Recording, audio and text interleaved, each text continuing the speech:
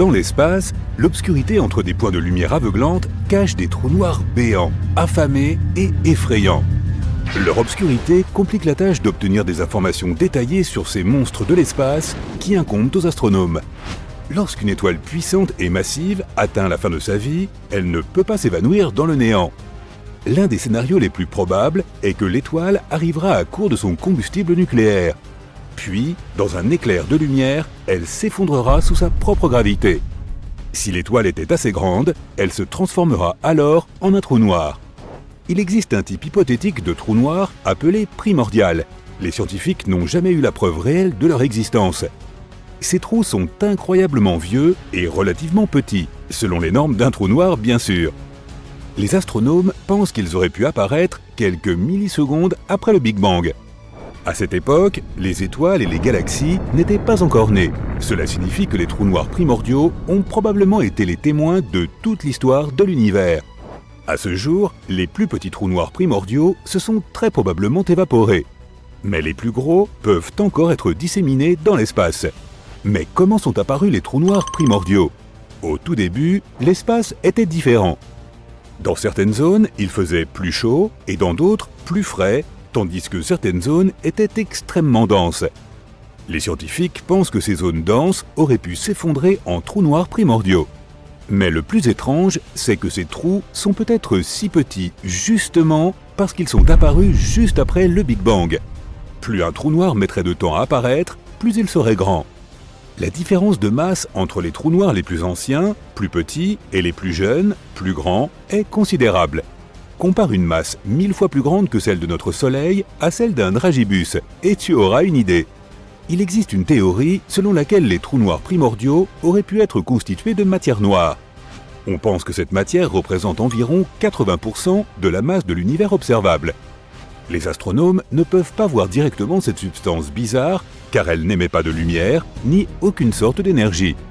L'idée est restée marginale pendant des décennies, mais récemment, les scientifiques ont réalisé qu'il y a beaucoup plus de trous noirs dans l'univers qu'ils ne le pensaient. Et cela signifie que la théorie pourrait bien être vérifiée. Et la vaste population de trous noirs du Big Bang, qui nous est encore cachée, pourrait non seulement être constituée, mais être de la matière noire. Après tout, les astronomes n'ont pas encore observé une seule particule de matière noire, même après des décennies de recherche. Certains scientifiques affirment que la matière noire ne peut pas être composée de tonnes de trous noirs primordiaux de différentes tailles. Ils se heurteraient bien trop souvent pour que cela puisse fonctionner. D'autres objectent que les trous noirs peuvent exister par paires, puis un troisième peut toujours s'approcher de la paire et remplacer l'un des trous initiaux. Après tout, notre univers grouille de trous noirs. Ce processus se répéterait encore et encore, ce qui signifie qu'il n'y aurait presque pas de fusion ou de collision. Les trous noirs primordiaux pourraient se regrouper en amas d'une taille équivalente à la distance entre notre Soleil et l'étoile la plus proche. Chacun de ces amas pourrait abriter des milliers de trous noirs, tous entassés les uns contre les autres. Un gigatrou noir, d'une masse équivalente à 30 fois celle du Soleil, pourrait se trouver au centre. Et d'autres, plus petits et plus banals, pourraient occuper le reste de l'espace. De tels amas pourraient se trouver partout où les astronomes pensent que se trouve la matière noire. Mais jusqu'à présent, il ne s'agit encore que d'une théorie, aussi enthousiasmante soit-elle, et certains scientifiques ne la soutiennent pas encore par manque de données. Les trous noirs se comportent parfois comme des volcans galactiques massifs. De temps en temps, ils entrent en éruption. Mais au lieu de cracher de la lave, ils produisent d'énormes quantités d'énergie, et cela crée des trous béants dans la matière et le gaz environnant. Récemment, les scientifiques ont découvert l'un des plus grands cratères de l'univers. La radio et les télescopes à rayons X ont détecté un trou noir supermassif qui est entré en éruption il y a de nombreuses années. Cela s'est produit dans un amas de galaxies à environ 390 millions d'années-lumière de la Terre. Le cratère alors formé, qui était en fait un trou percé dans le gaz chaud de l'amas, pouvait contenir 15 fois la Voie lactée. Récemment, des astronomes ont découvert que l'une des étoiles les plus massives de notre voisinage pourrait bien avoir disparu. L'étoile planait dans l'espace à 75 millions d'années-lumière de la Terre, ce qui est trop loin pour que les scientifiques puissent distinguer clairement les différentes étoiles, à moins qu'elles ne soient vraiment massives comme celle dont nous parlons.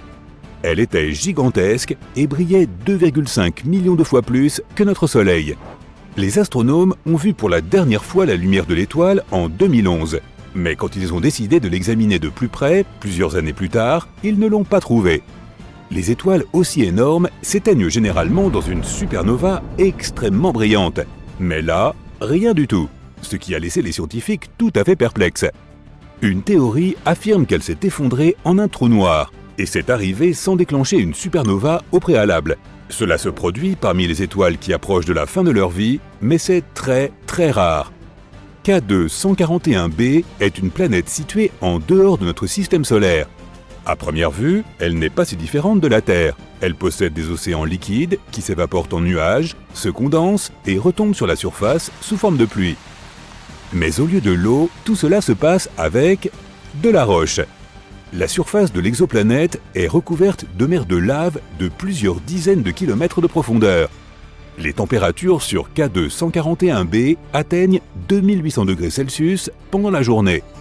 C'est assez chaud pour que le magma des océans se vaporise dans l'atmosphère. Ensuite, les vents supersoniques, qui peuvent se déplacer à une vitesse de 1,6 km par seconde, transportent cette vapeur de roche vers le côté obscur de la planète. Le magma vaporisé se refroidit, redevient liquide et tombe sous forme de pluie rocheuse. Il va te falloir un bon parapluie. Une étoile appartenant à la galaxie GSN 069 pourrait se transformer en une planète de la taille de Jupiter dans les prochains billions d'années. Tout cela grâce aux rencontres régulières de l'étoile avec un trou noir. Tout d'abord, les astronomes ont remarqué des éclats de rayons X bizarres. Ils étaient très brillants et se produisaient toutes les 9 heures. Après avoir examiné ce phénomène, les chercheurs ont réalisé qu'il s'agissait d'une étoile qui se trouvait sur une orbite unique autour d'un trou noir. Et les éclairs qu'ils ont vus étaient la matière qui se détachait de la surface de l'étoile.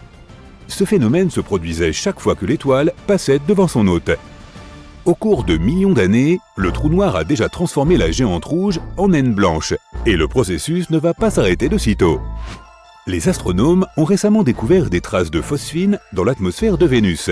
Sur Terre, ce gaz incolore et inflammable se trouve souvent à proximité de microbes. C'est pourquoi une nouvelle théorie affirme qu'il pourrait y avoir de la vie sur Vénus. Mais si c'est le cas, elle ne peut apparaître que dans les nuages, car aucun organisme vivant ne pourrait survivre à l'environnement extrême de cette planète. Sa surface est en effet incroyablement sèche, dépourvue d'eau liquide et avec une pression 90 fois supérieure à celle de la surface terrestre. Les températures y atteignent presque 480 degrés Celsius, ce qui est suffisant pour faire fondre certains métaux. Du méthane, un gaz généralement produit par les êtres vivants, a été découvert sur Mars en 2013. Le vaisseau spatial Mars Express de l'Agence spatiale européenne l'a détecté dans le cratère Gale près de l'équateur martien. Cette découverte pourrait un jour apporter des réponses quant à la présence de vie sur Mars. L'astéroïde 2019 OK a effrayé les scientifiques en passant près de notre planète en juillet 2019. Ce rocher assez massif, jusqu'à 122 mètres de diamètre, est apparu de nulle part. Il a voyagé très près de la Terre, à seulement 72 000 km. C'est moins d'un cinquième de la distance qui sépare la Terre de la Lune. La couche extérieure du Soleil est bien plus chaude que sa surface. Les températures varient entre 5500 degrés Celsius près de la surface et 555 000 degrés Celsius au niveau de la couronne, c'est-à-dire la couche la plus externe du Soleil. La raison de ce phénomène pourrait être les nano-éruptions. Ce sont de puissants éclats de chaleur réguliers provenant de l'étoile. Une autre théorie désigne plutôt la couche qui se trouve juste sous la surface du Soleil. Elle semble générer un faible champ magnétique. C'est pourquoi, lorsque l'énergie de cette couche quitte le Soleil, elle chauffe la couronne à travers un réseau de branches et de racines magnétiques. La Lune est peut-être encore en train de rétrécir. Le diamètre de notre satellite naturel a perdu 45 mètres depuis plusieurs centaines de millions d'années. Si ses entrailles continuent de se refroidir, cela pourrait expliquer les séismes qui secouent la surface de la Lune. En 2019, l'atterrisseur InSight de la NASA, dont le but était d'étudier l'intérieur de Mars, a enregistré le premier tremblement de Mars de l'histoire. Ces séismes se sont répétés à raison de 2 par jour environ. La plupart d'entre eux étaient minuscules. Tu ne les ressentirais même pas s'ils se produisaient sur notre planète. Jusqu'à présent, plus de 300 séismes y ont été détectés. Ce sont les premiers séismes enregistrés sur un corps céleste autre que la Terre ou la Lune. Un autre phénomène mystérieux découvert par la mission était les étranges impulsions magnétiques. Elles se produisaient chaque nuit autour de l'atterrisseur. On ne sait toujours pas ce qu'étaient ces impulsions. L'atmosphère de Pluton s'élève beaucoup plus haut au-dessus de la surface de la planète naine que celle de la Terre. Elle comporte également plus de 20 couches, toutes glaciales et extrêmement condensées. D'ailleurs, notre Lune a aussi une sorte d'atmosphère, appelée exosphère. Elle se compose d'hélium, de néon et d'argon, mais elle est 10 billions de fois moins dense que l'atmosphère terrestre.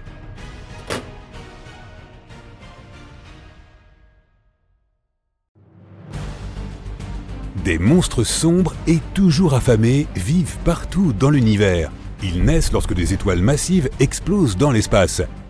Certains trous noirs aussi lourds que la Terre ne sont pas plus grands qu'une balle de ping-pong. Ils n'ont pas de surface, mais leur gravité est si forte que même la lumière ne peut s'en échapper. Les trous noirs n'ont pas non plus de limite physique comme une membrane. L'horizon des événements, qui est ce qui se rapproche le plus d'une limite au sens conventionnel, est un seuil qui marque le point de non-retour.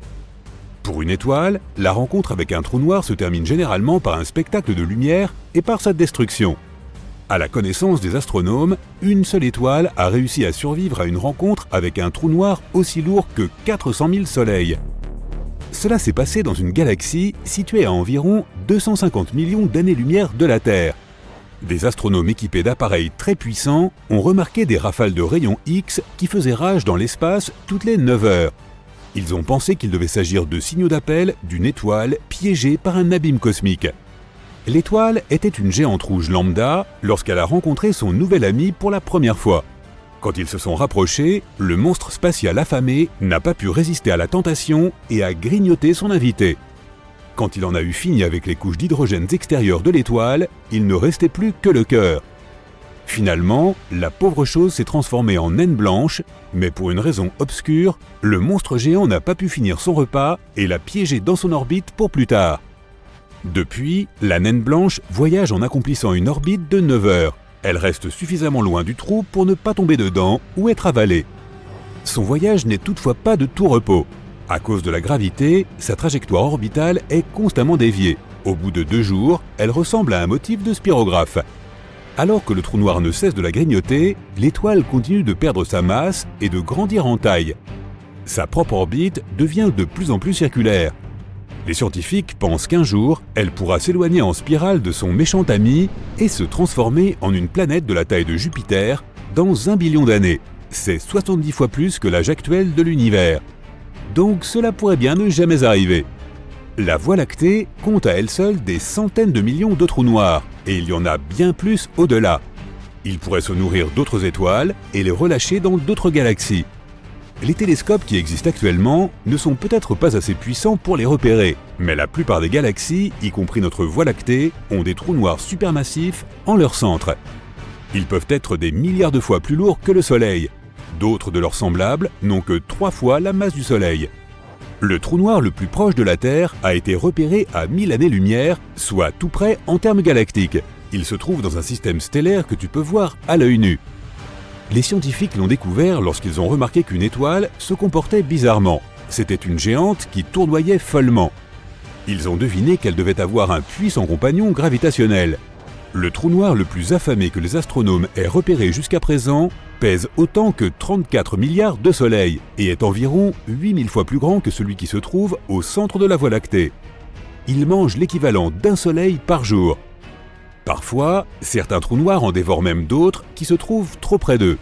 Avant que tu ne décides de monter dans un vaisseau spatial pour t'échapper vers une galaxie sûre et sans trou noir, voici quelques bonnes nouvelles.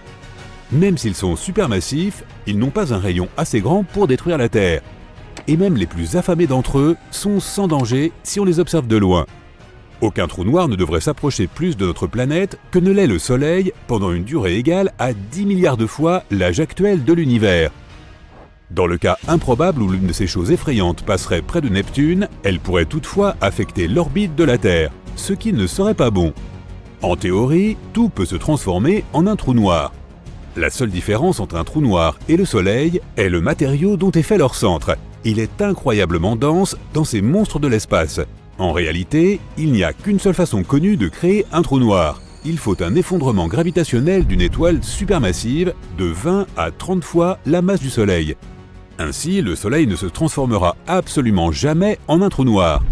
Mais si cela se produisait et que l'ancienne étoile conservait sa masse, elle aurait toujours la même puissance gravitationnelle. La Terre continuerait à tourner autour d'elle et ne serait pas attirée. Son orbite resterait également identique. Le seul énorme problème serait le manque de lumière solaire. En réalité, le Soleil n'est pas assez massif pour une telle transformation et finirait par devenir une naine blanche. Un trou noir ne mangera jamais une galaxie entière pour son déjeuner. Il y a environ 400 milliards d'étoiles dans la Voie lactée. Mais seulement 0,1% de toutes les étoiles qui se forment finiront par devenir des trous noirs. Le monstre supermassif perpétuellement affamé, qui se situe en plein milieu d'une galaxie, a une portée gravitationnelle impressionnante. Mais même cela ne serait pas suffisant. Il a déjà mangé la plupart des étoiles qui étaient proches de lui. Il pèse déjà l'équivalent de plusieurs millions de soleils, de sorte qu'il ne peut pas grandir beaucoup plus, même s'il continue à grignoter des étoiles semblables à des soleils. Les galaxies continueront à se heurter les unes aux autres et les trous noirs à grandir et à fusionner. Mais comme l'univers est déjà énorme et qu'il continue de s'étendre, ces collisions et fusions ne dureront pas éternellement. Les trous noirs voyageront dans cet immense espace comme des étoiles errantes. Ils ne seront même pas capables de manger la matière noire à la périphérie des galaxies. Finalement, tous les trous noirs périront, mais cela se produira dans très longtemps. Si tu deviens un jour un explorateur de l'espace et que tu voyages assez loin pour rencontrer un trou noir et tomber dedans, ta vie ne s'arrêtera pas instantanément. Au contraire, les choses seront beaucoup plus compliquées. La façon dont tu perçois l'espace et le temps changera, et ta réalité se divisera en deux. Dans l'une d'elles, tu cesseras d'exister. Dans l'autre, tu vivras et entreras dans le trou sans être blessé. Lorsque tu t'enfonceras plus profondément dans le trou, tu remarqueras que l'espace devient de plus en plus courbe. Au centre du trou, il est infiniment courbé. C'est ce qu'on appelle la singularité. Les lois de la physique, basées sur les principes d'espace et de temps, n'ont pas cours ici. Dans un trou suffisamment grand, des millions de fois plus massif que le Soleil, tout se passerait parfaitement bien pour toi, et tu continuerais à tomber en chute libre, sans ressentir aucune gravité. Tu pourrais simplement continuer à tomber dans le vide total jusqu'à ce que tu atteignes la singularité. Tu n'aurais aucune chance de te déplacer dans la direction opposée. Là-bas, l'espace et le temps échangent leur rôle. Le temps se tire constamment vers l'avant sur Terre, mais au sens figuré, tandis qu'il le ferait physiquement à l'intérieur du trou. Dans un trou plus petit, la force de gravité serait plus forte à tes pieds qu'à ta tête. C'est pourquoi tu subirais un phénomène de spaghettification. C'est ainsi que les scientifiques appellent le processus où tu te comprimes horizontalement et t'étires verticalement, un peu comme des spaghettis à cause de l'énorme gravité du trou noir.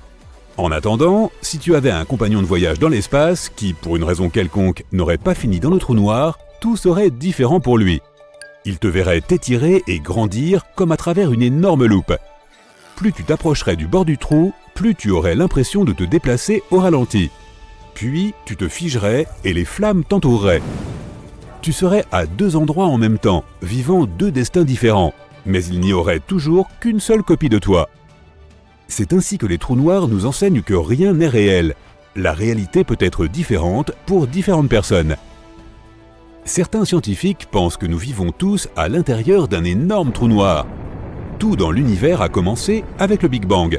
Mais selon une théorie, il y avait aussi quelque chose avant cela. C'était une graine super dense qui concentrait toute la masse et l'énergie de l'univers, à peu près aussi lourde qu'1 milliard de soleils. Elle était 1 billion de fois plus petite que toute particule observable par les humains. Cette graine pourrait être née à l'intérieur d'un trou noir.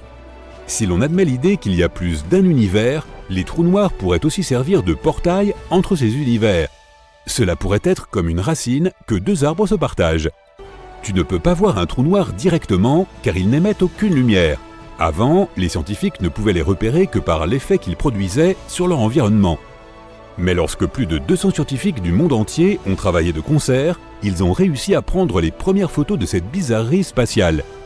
Les équipements qu'ils ont utilisés, s'ils étaient mis bout à bout, auraient la puissance d'un télescope de la taille de la Terre.